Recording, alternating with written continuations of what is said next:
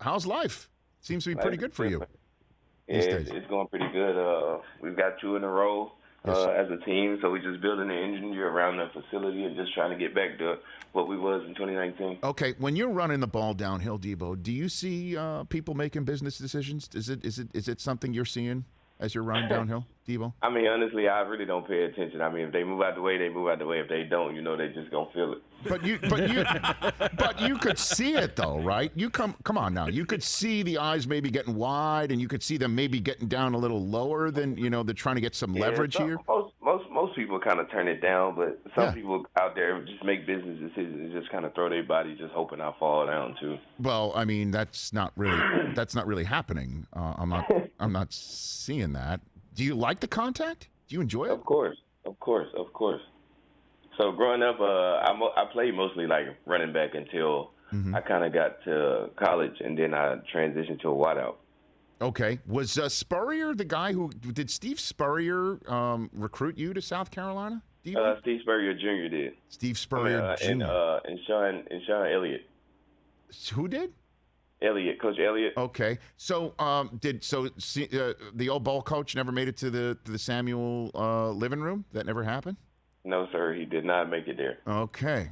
All right. And what was it like to be around him, even just for the short period of time that you were there? It was pretty cool. He was a pretty funny guy. I never seen a coach that didn't walk around at practice. He had a golf cart that he drove around on the practice field from period to period. And if you go out there earlier, you'll see him out there with his shirt off, kind of trying to do ladder drills and stuff. But he was a pretty cool dude. Well, he was a terrific quarterback back in his day, Deebo. Of course. The old ball coach. So he's out there in the golf cart. Did he ever take that to the actual golf course, that cart, or that was just for practice? I have no idea. Okay. I'm not really a golfer. Okay. Didn't get all into it. So what was your draft experience like? You were taken in the second round. Did you think you were first-round material, Deebo? I actually thought I was first-round material, but if you go back and just look all the injury history, that kind of like faded away a little bit. But I mean, it was just a blessing just to get drafted and just get in the league and just show everybody what I'm capable of. And clearly you've got a coach that sees it in you. What's your relationship with Kyle Shanahan like, Deebo? Me and Kyle have a great relationship from when I stepped here until now. We just been building ever since I was a rookie. And I mean, every Monday or Tuesday I always stop by his office just to have like casual conversation. And even him and Mike McDaniel and Wes Welker, those are 3 guys that I stop by every Monday and Tuesday on like our off days just to chop it up with them, just to see, where we headed at this week for his plays, and going there with Wes and see, what he sees on the defensive end that we need to attack as a receiver group. So have you already had that conversation with him on this Tuesday? Has that already? No, I really just walked in the building and came in here. So after I leave here, I'm going to go in there and chop it up with all the guys. Okay, so what's on the agenda? What do you think's on the agenda? I have no idea. I'm not going to lie. I don't think you have no idea what's on the agenda. Cal is an offensive guru, so, you never know what to expect. So, I mean, you just got to go in there with an empty mind and just whatever he puts in. I mean, he's been doing a great job with calling plays and getting guys in the right position to make plays. So, I mean, I'll put all my trust in him. So, what do you like to do if you're given a choice? Run it or catch it and run it? What's your favorite to do? I'd rather catch it than run it. Why is that? Because if I catch it, I got way more space, I mean, it's really not a preference, but I preferably like to catch it and run. Okay, and you got a good story about Shanahan showing you a play, and you're like, oh, okay, that's going to work. And then it does. You got one of those? Sir, I do not remember any of them. None of them? Because normally we've seen that, where he just says, this is going to work. We're going to get it. Didn't he do that with Kittle once? He says, this one's going to go to the house, and then it goes to the house. You said Spurrier, not Kyle. Oh, did I say that? Spurrier? Okay, what about Kyle? What about Shanahan? Kyle. I mean, if you watch him, and like he's all the way down. Like if we on offense, he all the way down on the other side just watching, and you can see him sometimes talking to the referee. Yeah. He's like, all right, now watch Kittle. This guy's about to hold, and 9 times out of 10 he holds, and then we get the flag. But a lot of plays that he calls, I mean, you never know what's going to happen. Any play that Kyle calls can end up being a touchdown.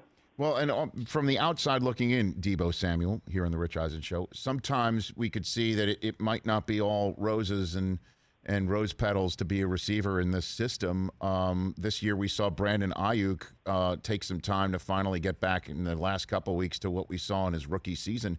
Is there some sort of I guess, standard that sometimes receivers are held to on this team that sometimes is difficult to achieve? And did you go through that, Deebo? I wouldn't say it's like a big standard. We know Kyle. At college he played wideout, and Wes Walker coached the receivers. But nobody on this team gets coached harder than the wideouts because we're Kyle guys. So if you watch the games that we play, you never see receivers block the way we block. That's one of the main things that Kyle emphasizes, and all the other stuff. It just comes. So I mean, we coach the hardest on the team, so it is a high standard being a wideout, and it's a lot to learn. So, but as you learn it, you see, as these past 3 weeks, man, you see Brandon Ayuk being a different player. He had him and Kyle and John had a great conversation about, what we needed him to be and able for us to win. And you can see for the past 3 weeks that he's just been balling. Yeah, I know, but it's difficult for fans on the outside looking in to understand what that means. Like, what does that mean, the standard? And at some point he even said that he now knows the way to practice. Is that what it is too? Right. Deebo? If you don't know how to practice, it's gonna be hard for you to play in the league. Like if you can't practice fast, there's no way you're gonna go out there on Sunday and play fast and be your best. So I mean, you have to go out here every day, day in and day out, and practice hard as you can just to get ready for Sunday because you never know what to expect. So what does that mean for you? I mean, did you have trouble learning that going from South Carolina in the first year with San Francisco, or how about that process kind for of, you? but not really. I had a great receiver coach at South Carolina named Brian McClendon. He's one of the coaches for Oregon. He coached their wideouts, and he was very, very hard on on us. So I kind of got a glimpse of what it takes to practice hard and what it takes to be a good wideout. So I mean, I kind of took a lot of that from him, and we still connect to this day. Hey, you watched all the way to the end. Thanks for that. Watch more right here.